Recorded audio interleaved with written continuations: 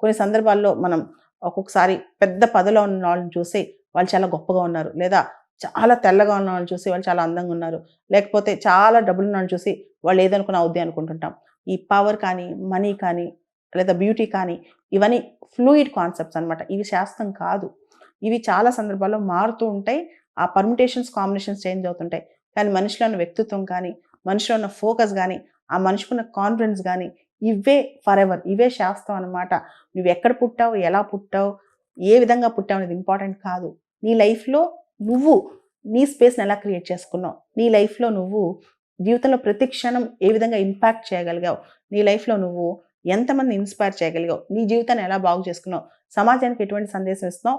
నీ లైఫ్‌లో నువ్వెంత హ్యాపీగా ఉన్నావు, పీస్‌ఫుల్‌గా ఉన్నావు? ఇది చాలా ఇంపార్టెంట్ అనమాట.